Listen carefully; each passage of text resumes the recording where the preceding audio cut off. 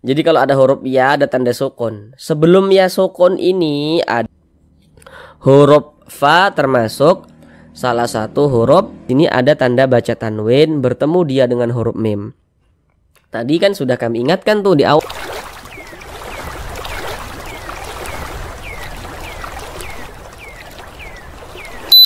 Assalamualaikum warahmatullahi wabarakatuh.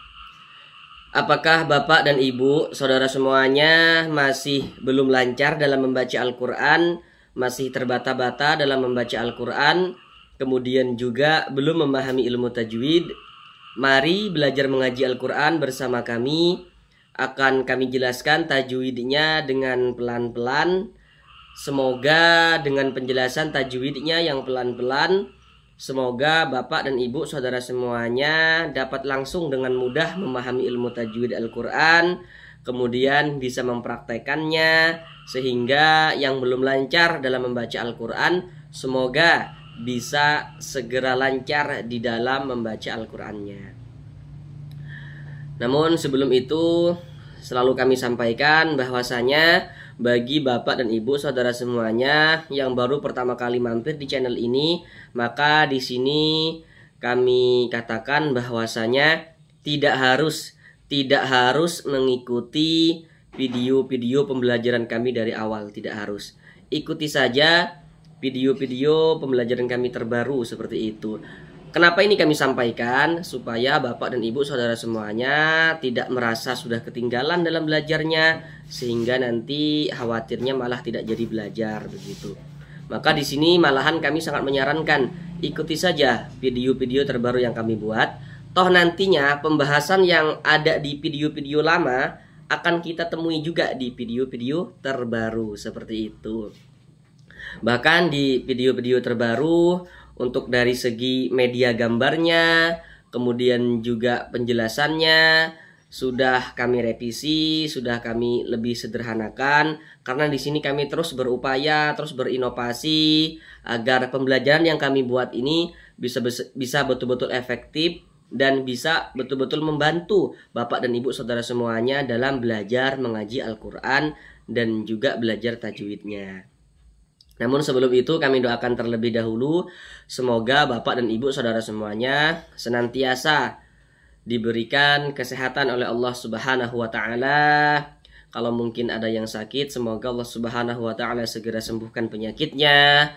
Semoga segala hajat Bapak dan Ibu saudara semuanya Allah kabulkan, dipermudah segala urusannya, dan semoga Bapak dan Ibu saudara semuanya senantiasa dilancarkan rezekinya oleh Allah Subhanahu wa taala, diberikan rezeki yang berlimpah ruah dan barokah hingga bisa pergi umroh dan haji ke tanah suci Mekah.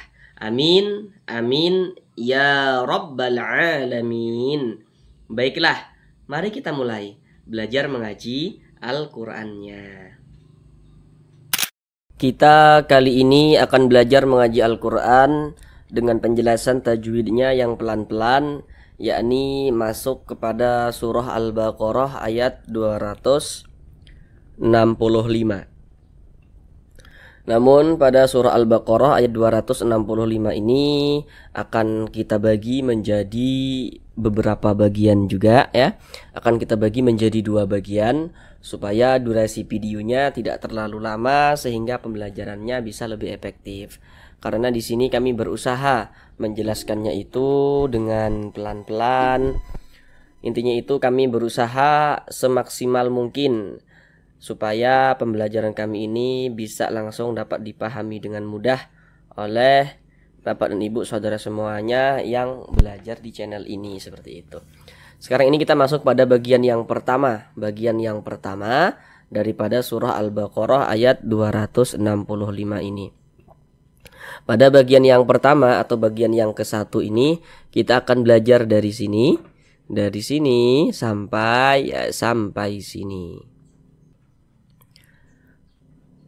Sekarang marilah kita baca bersama-sama terlebih dahulu dengan pelan-pelan. Baru setelah itu kita bahas tajwidnya, baru kita ulangi lagi nantinya bersama-sama begitu.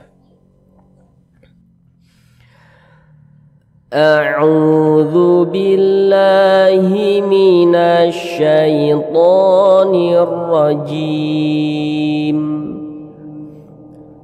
Bismillahirrahmanirrahim.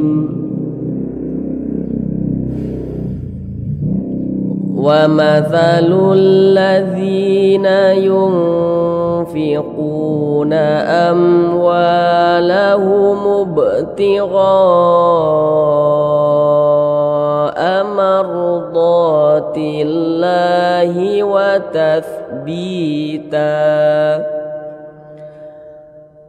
tathbitan min anfusihim kamathali jannatin birabwatin asabaha wabilun fa'atat ukulaha dhi'fain. Sekarang mari kita bahas tajwidnya dengan pelan-pelan. Namun seperti biasa, ada dua hal yang kami sampaikan di awal yang harus Bapak dan Ibu saudara semuanya ingat, supaya nanti ketika kami jelaskan sehingga Bapak dan Ibu semoga bisa langsung memahami, bisa langsung nyambung dengan penjelasan yang kami sampaikan seperti itu. Yang pertama, kalau nanti kami katakan huruf sebelumnya atau harokat sebelumnya, intinya itu sebelumnya begitu. Maka yang kami maksud adalah yang berposisi sebelah kanan daripada suatu huruf. Kemudian kalau nanti kami katakan huruf setelahnya, intinya itu setelahnya, maka yang kami maksud adalah yang berposisi sebelah kiri daripada suatu huruf. Baik, mari kita uraikan tajwidnya. Wa mathalul ladzi, di sini ada hukum alif lam syamsiyah. Huruf syamsiyahnya mana? Ini. Huruf syamsiyahnya ini, huruf lam ini. Nah, kita lihat gambar di samping itu. Huruf lam itu termasuk salah satu huruf syamsiyah. Jadi kalau ada huruf alif lam bertemu dengan salah satu daripada 14 huruf yang di samping itu, maka hukumnya adalah alif lam syamsiyah. Akan tetapi di sini ini huruf alif. Nah, huruf lam yang satunya mana begitu? Nah, di sini kan ada huruf lam bertasydid. Maka ini kalau diurai ada dua huruf lam di sini begitu. Cuman huruf lam yang satunya itu dia tidak ditulis karena di sini ada tasydid nih. Nah, maka kalau diurai ada dua huruf alif lam. Makanya ini huruf lam, huruf syamsiyahnya yakni huruf lam yang ini. Kalau di sini mungkin nanti saudara masih agak bingung ya. Tapi nanti di sini, kalau nanti di sini kita sampai pembahasan di sini, nah ini alif lam syamsiyah juga. Kalau di sini nanti lebih mudah untuk dipahami seperti itu.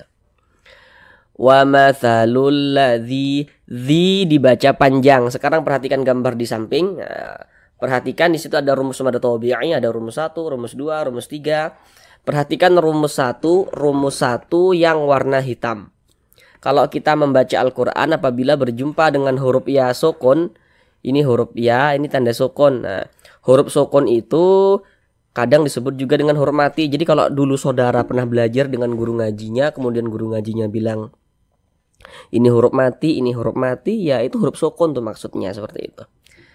Jadi kalau ada huruf ya, ada tanda sukun. Sebelum ya sukun ini ada harokat kasroh baris 1 miring di bawah huruf. Namanya harokat kasroh atau disebut juga dengan tanda baca kasroh atau baris kasroh, intinya kasroh. Jadi kalau ada huruf ya, ada tanda sukun, sebelum ya sukun ini ada harokat kasroh, maka huruf yang memiliki harokat kasroh ini dibaca panjang, sehingganya zi dibaca panjang. Sama lah dengan ini tadi nih, sama nanti dengan yang di bawah ini tadi. Nah ini bi nih ada huruf ya, ada tanda sukun, sebelumnya harokat kasroh, sama dengan ini nanti. Zi dibaca panjang, mad tabi'i panjangnya 2 harokat. 2 harokat itu kira-kira sepanjang 2 ketukan, 1, 2. Wa matsalul ladzina yunfiqu. Ketukan itu hanya sarana untuk mempermudah kita dalam belajar, dan ketukannya pun tergantung dengan tempo bacaan kita. Jadi untuk mengenai bagaimana cara menentukan panjangnya mad, bagaimana cara menentukan panjangnya gunnah atau dengungan, silakan saudara baca saran-saran yang kami berikan pada kolom deskripsi video. Wa mathalul ladzina yunfiqu. Di sini ada huruf nun sukun, ini ada huruf nun, ini tanda sukun. Setelahnya adalah huruf fa atau nun sukunnya itu berjumpa dengan huruf fa. Namun sebelum itu perhatikan dulu gambar di samping. Setiap, ingat ya, setiap kita membaca Al-Quran, apabila berjumpa dengan huruf nun sukun atau berjumpa dengan salah satu tanda baca tanwin. Tanda baca tanwin itu bentuknya ada 3 tuh. Yang nomor 1, perhatikan tuh di gambar tuh. Yang nomor 1 baris 2 di atas huruf, namanya fathatain. Yang nomor 2 baris 2 di bawah huruf kasrotain. Dan yang nomor 3 tuh dhammatain. Intinya setiap kita membaca Al-Quran, kalau bertemu dengan huruf nun sukun atau salah satu tanda baca tanwin, maka kita perhatikan huruf setelahnya itu huruf apa, begitu. Maka terjadilah suatu hukum tajwid. Jadi nun sukun atau tanda baca tanwinnya itu bertemu dengan huruf apa, maka terjadilah suatu hukum tajwid. Nah, contohnya kayak gini, nun sukun bertemu dengan huruf fa, nun sukun setelahnya huruf fa. Nah, huruf fa ini yang harus kita ketahui dia huruf apa, supaya kita bisa menentukan hukum tajwidnya. Kita lihat gambar di samping. Huruf fa termasuk salah satu huruf ikhfa hakiki. Jadi kalau ada nun sukun atau tanda baca tanwin bertemu dengan 15 huruf yang di samping itu, maka hukumnya adalah ikhfa hakiki.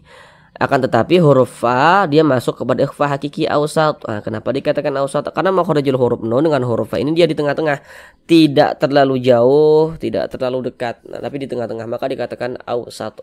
Nah, kemudian cara membacanya itu kita samarkan, kemudian kita dengungkan.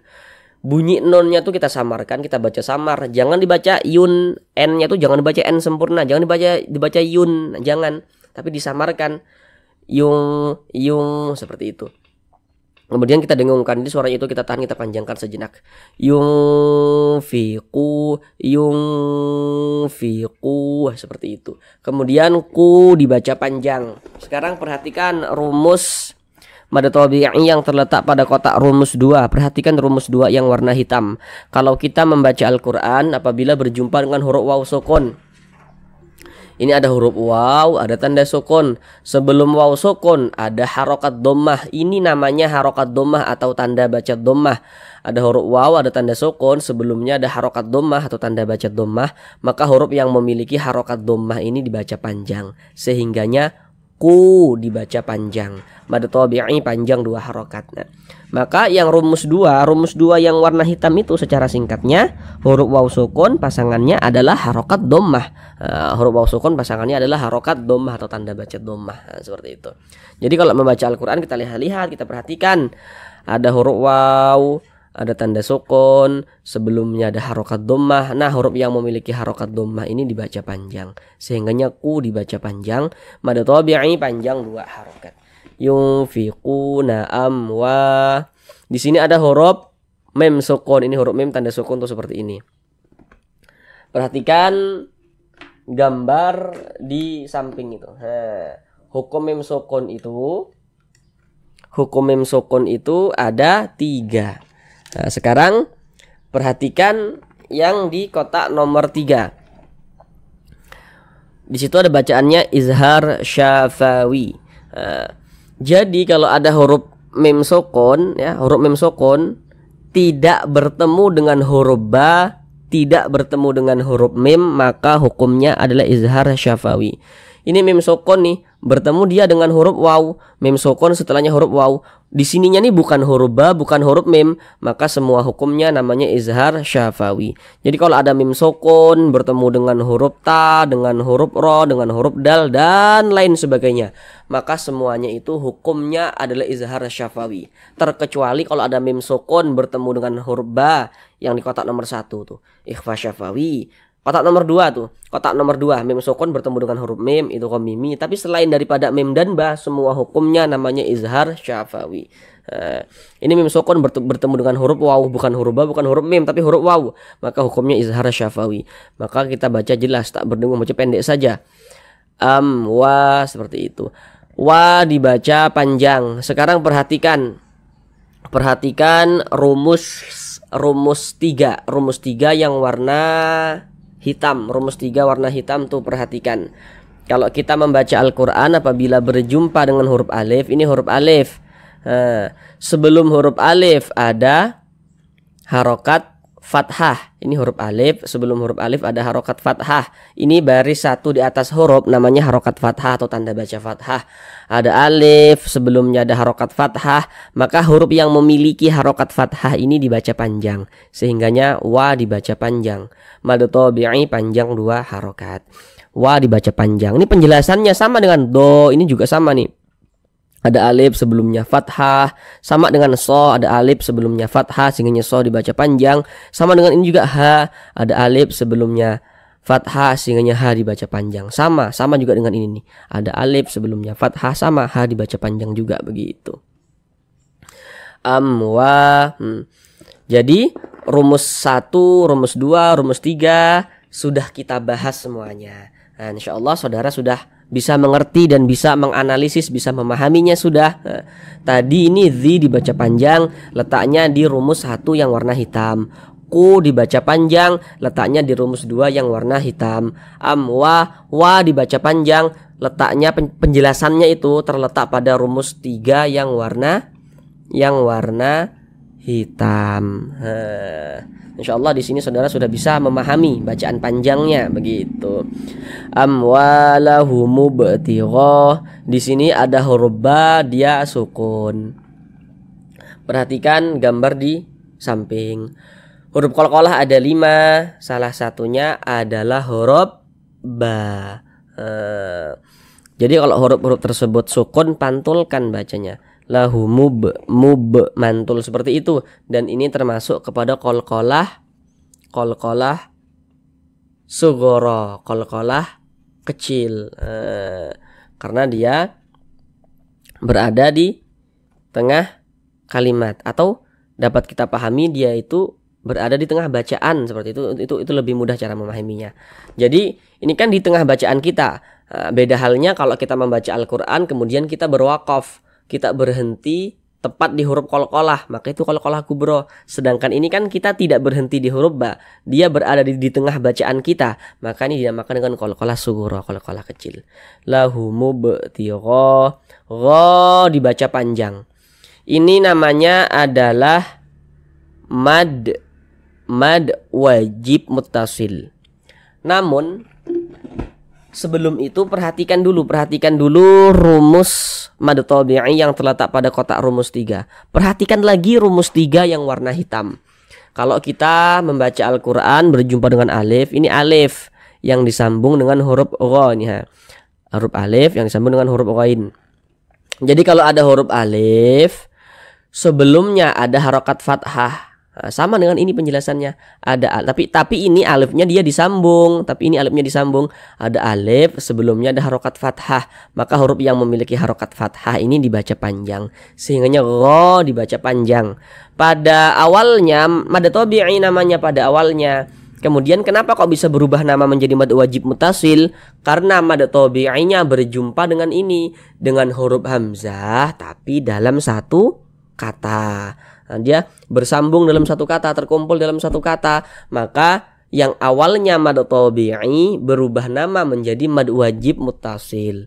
Panjangnya itu wajib dibaca minimal 4 harokat. Jadi mad wajib itu panjangnya 4 sampai dengan 5 harokat. 4 sampai dengan 5 harokat. Boleh 4 harokat, boleh juga 5 harokat begitu. Amwalahum btigha, panjangkan, tigha amardo.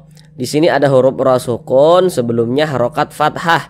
Kalau ada huruf ra sukun, ada huruf ra, ada tanda sukun. Huruf ra sukun yang sebelumnya harokat fathah atau huruf ra sukun, misalnya di sini ada harokat dhammah.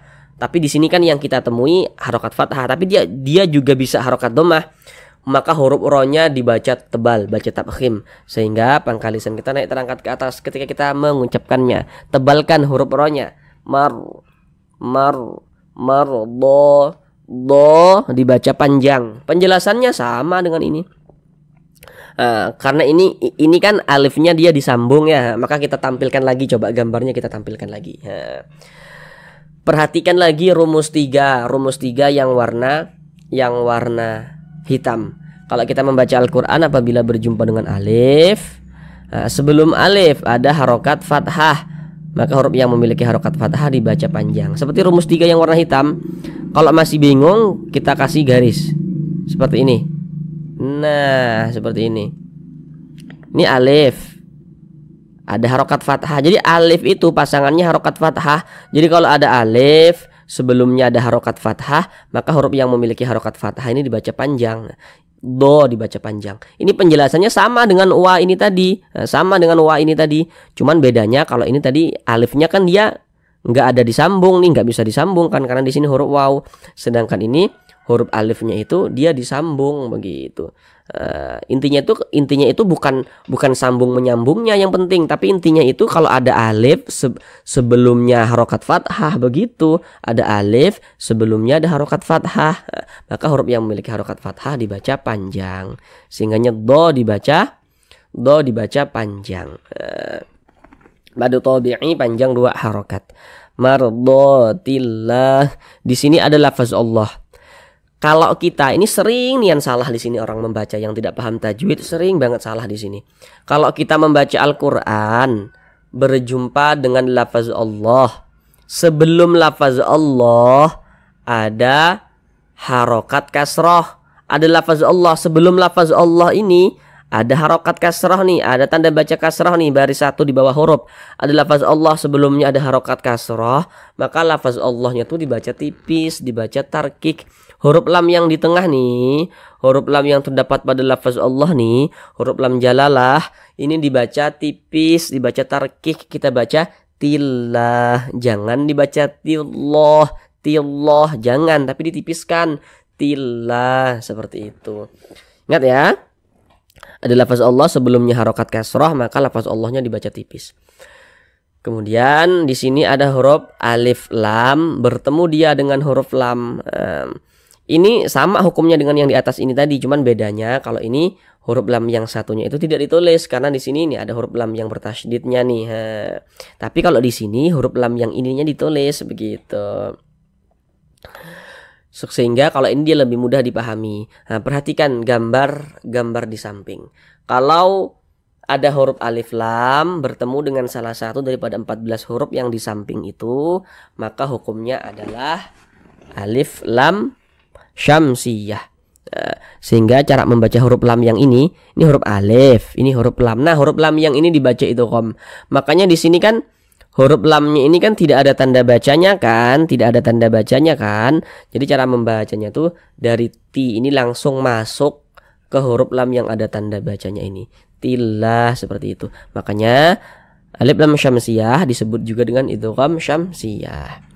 Mardotillah. Kemudian di sini lafaz Allah dibaca panjang. Sekarang perhatikan rumus 3 tapi yang warna biru. Rumus 3 warna biru. Kalau kita membaca Al-Qur'an berjumpa dengan huruf, di atas huruf tersebut ada tanda seperti ini. Tanda baca fathah berdiri atau harokat fathah berdiri. Harokat fathah itu kan dia seharusnya mereng seperti mereng di atas huruf. Tapi kalau harokat fathah itu bentuknya berdiri seperti ini, berbentuk alif kecil seperti ini, maka huruf kalau di atasnya ada tanda seperti ini, tanda alif kecil seperti ini, fathah berdiri, maka huruf tersebut dibaca panjang. Sehingga lafaz Allah dibaca panjang, madu tabi'i panjang 2 harokat. Tapi beda ceritanya ya kalau kita misalnya membaca Al-Qur'an Madinah. Al-Qur'an Madinah itu biasanya di atas lafaz Allahnya tidak ada tanda panjang seperti ini, tapi lafaz Allah harus tetap dibaca panjang. Nah, itu perbedaannya. Makanya saudara sesekali juga coba baca Al-Qur'an Madinah, di internet banyak itu, tinggal dicari saja. Pokoknya di internet banyak tuh, aplikasinya juga banyak. Al-Qur'an Madinah. Supaya bisa membacanya juga begitu. Tillahi wa tasbih, bi dibaca panjang, penjelasannya sama dengan zi ini tadi, penjelasannya sama dengan di atas ini tadi. Maka di bawah ini tidak kami tampilkan lagi gambarnya supaya kita sambil latihan untuk memahami tajwidnya tanpa media gambar. Karena tadi di atas gambarnya sudah kami tampilkan dengan detail, sudah kami jelaskan. Bi dibaca panjang. Penjelasannya tadi itu terletak pada gambar rumus 1 yang warna hitam. Karena di sini ada huruf ya, ada tanda sukun. Sebelum ya sukun ada harokat kasroh. Maka huruf yang memiliki harokat kasroh dibaca panjang, sehingganya bi dibaca panjang. Mad tabi'i panjangnya 2 harokat. Watas bitam. Di sini ada tanda baca tanwin bertemu dia dengan huruf mim. Tadi kan sudah kami ingatkan tuh di awal. Kalau membaca Al-Quran berjumpa dengan huruf nun sukun atau salah satu tanda baca tanwin, perhatikan huruf setelahnya, maka terjadilah suatu hukum tajwid. Ini tanda baca tanwin bertemu dengan huruf mim. Nah, nanti khawatirnya saudara yang masih sangat pemula nanti bertanya-tanya, ini kan tanda baca tanwin, setelahnya kan seharusnya huruf alif, kok ke huruf mim begitu. Huruf alif itu dia tidak masuk hitungan ya, tidak masuk hitungan. Tidak masuk hitungan dia ke huruf mim. Ini tanwin ke huruf mim, bukan tanwin setelahnya alif, tapi tanwin setelahnya huruf mim begitu. Nah, kita lihat huruf mim ini huruf apa supaya kita bisa menentukan hukum tajwidnya. Perhatikan gambar di samping. Huruf mim termasuk salah satu huruf idgham bi gunnah. Maka tanwin berjumpa dengan huruf mim, karena huruf mim huruf idgham bi gunnah, maka hukumnya adalah idgham bi gunnah. Maka cara membacanya dengan cara memasukkan kemudian disertai dengan gunnah. Yang dimasukkan itu apanya? Ini bunyi tanwin ini dimasukkan ke huruf mim, melebur dia ke huruf mim. Kita baca watas bitam. Jangan dibaca bitan, tan, jangan, tapi dirubah menjadi m, dirubah menjadi mim, melebur dia. Watas bitam. Kemudian didengungkan. Jadi suara itu kita tahan, kita panjangkan sejenak. Kita dengungkan. Untuk panjangnya guna atau dengungan itu ada ulama yang mengatakan panjangnya 2 harokat. Watas bitam min anfusihim begitu. Kemudian di sini ada huruf nun sukun bertemu dengan huruf hamzah.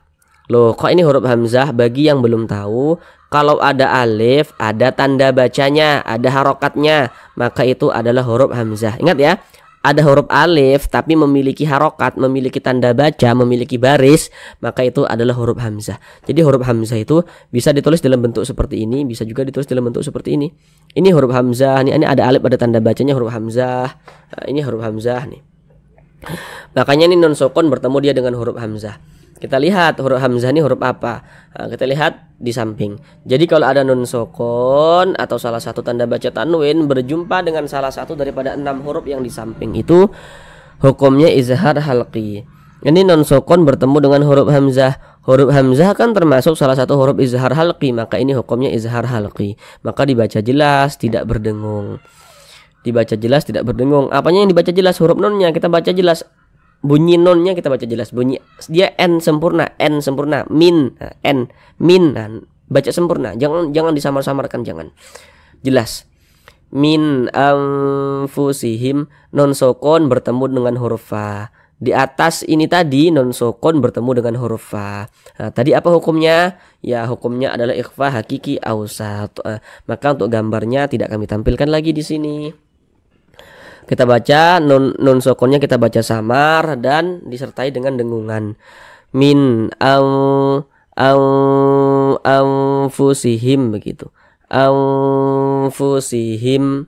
Kemudian di sini mim sukun bertemu dia dengan huruf kaf, atau nun sukun mim sukun bertemu dia dengan huruf kaf, atau mim sukun setelahnya huruf kaf. Bismillahirrahmanirrahim. Alhamdulillah, bismillah. Alhamdulillah.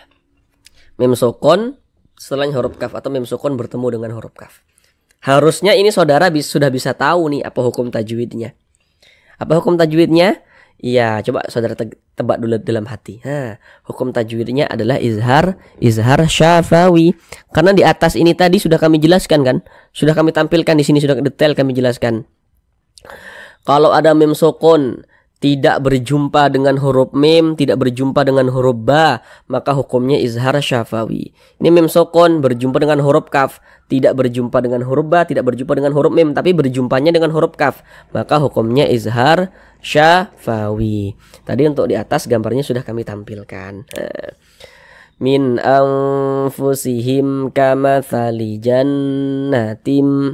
Di sini ada huruf nun bertasydid. Nah, perhatikan gambar di samping. Huruf nun bertasydid, huruf mim bertasydid, hukumnya gunnah musyaddadah. Perhatikan catatan kecil di bawahnya itu. Itu sengaja catatan kami buat supaya saudara tidak keliru nih dalam menentukan hukum tajwidnya begitu. Karena nanti tidak semua mim bertasydid, tidak semua nun bertasydid hukumnya gunnah musyaddadah, tidak semua. Contohnya kayak gini. Ini kan mim bertasydid nih. Ini tapi hukumnya bukan gunnah musyaddadah, bukan, tapi itu bi gunnah. Karena dia kemasukan nun sukun. Karena dia kemasukan tanda baca tanwin atau non sukun misalnya juga bisa kayak gitu.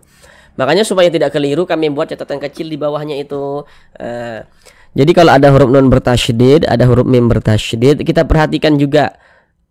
Sebelumnya itu kalau ada huruf nun bertasydid, sebelum nun bertasydid ini ada huruf yang memiliki harokat fathah seperti ini atau kasrah atau dhammah, berarti nun atau mim bertasydidnya itu hukumnya gunnah musyaddadah seperti itu.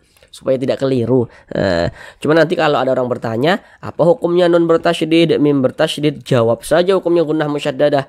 Catatan kecil di bawahnya itu nggak perlu dijelasin, itu hanya saran yang kami buat supaya memudahkan saudara dalam belajar dan memahaminya seperti itu. Karena dia gunnah, maka kita gunnahkan tuh didengungkan, jadi suaranya itu kita tahan, kita panjangkan sejenak. Jan, di bagian jan itu kita tahan, kita panjangkan sejenak. Jannatim. Di sini ada tanda baca tanwin bertemu dia dengan huruf ba atau tanda baca tanwin setelahnya adalah huruf ba. Kita lihat huruf ba ini huruf apa.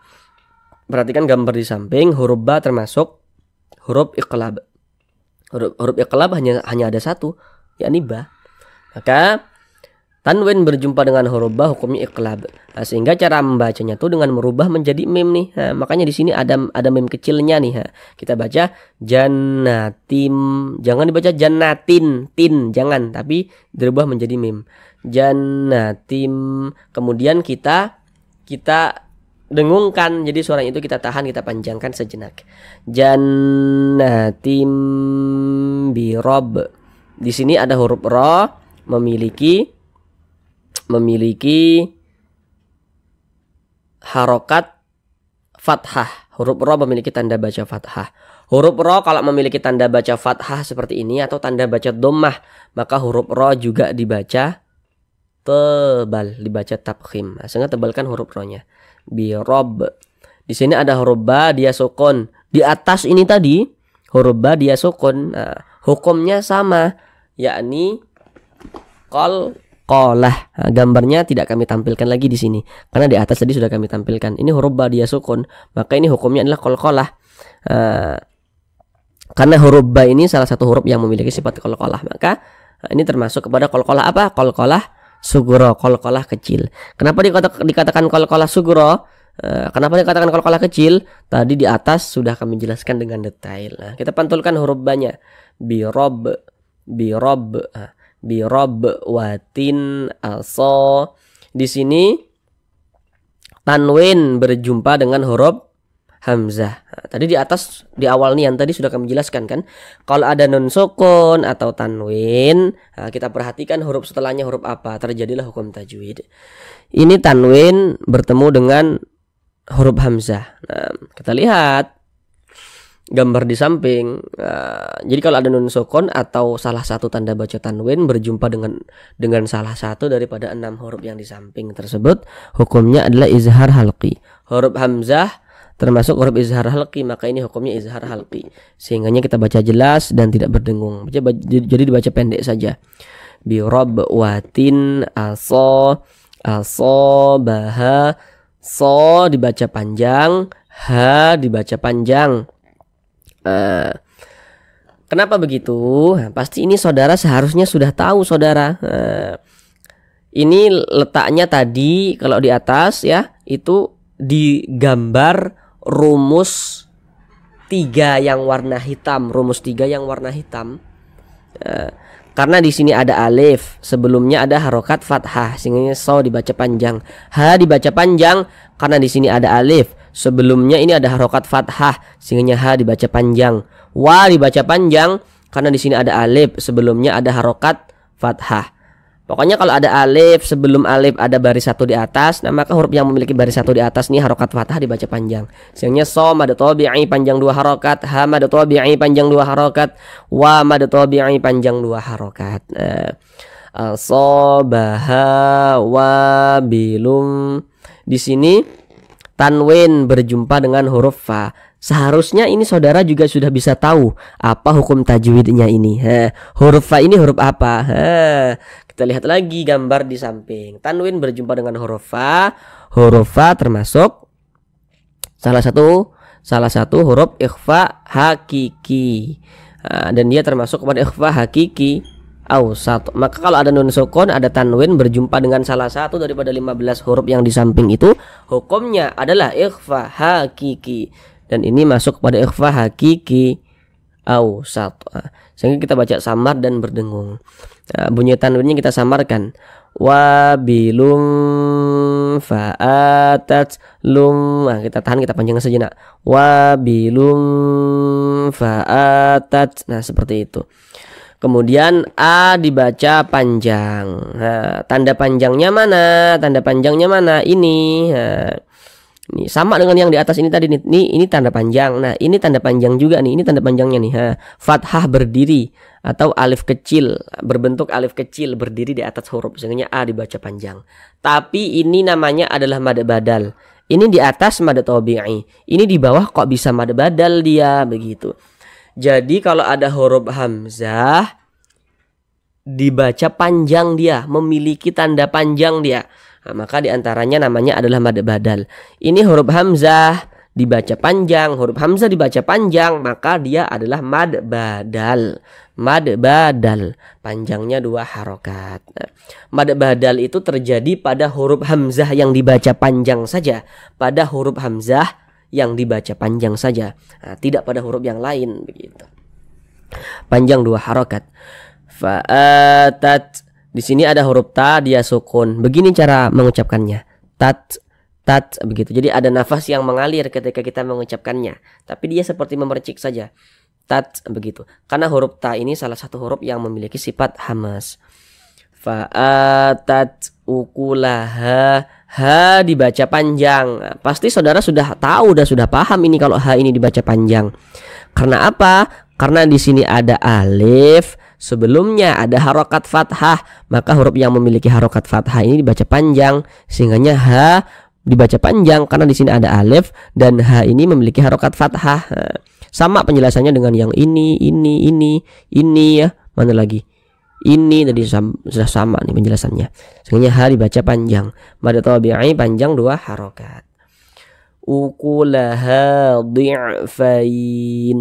Ini kita baca fain. Ini namanya adalah madlin. Namun sebelum itu perhatikan terlebih dahulu gambar di samping. Kalau kita membaca Al-Quran, huruf lin itu ada 2. Perhatikan yang di kotak nomor 1. Mohon maaf, kotak nomor 2. Kotak nomor 2 perhatikan. Mohon maaf, perhatikan kotak nomor 2. Kalau kita membaca Al-Quran apabila berjumpa dengan huruf ya sukun, ini huruf ya, ini tanda sukun. Sebelum ya sukun ada harokat fathah. Nah, ada huruf ya sukun, ada huruf ya, ada tanda sukun. Sebelum ya sukun ada harokat fathah, maka huruf ya sukunnya adalah huruf lin. Pada awalnya ini huruf lin. Kemudian huruf linnya itu bertemu dengan huruf yang disukunkan, maka yang awalnya huruf lin berubah menjadi mad lin. Karena dia berubah menjadi mad, maka dibaca panjang, sehingga dibaca fain, begitu. Mad lin itu dihukumi sama dengan mad arid li sukun. Jadi boleh dibaca 2 harokat, boleh dibaca 4 harokat atau 6 harokat, begitu. Dan kita harus memilih, kita baca 2 harokat atau 4 harokat atau 6 harokat, seperti itu. Dihukumi sama dengan mad arid li sukun. Huruf yang kita sukunkan mana? Huruf nun. Ini kita baca di'fain. Kalau kita berwakaf di huruf nun, kita baca di'afain, jangan dibaca di'afaini, jangan. Nah, kenapa kok ini huruf nunnya disukunkan atau dimatikan? Kenapa kok dibaca di'afain, tidak dibaca di'afaini?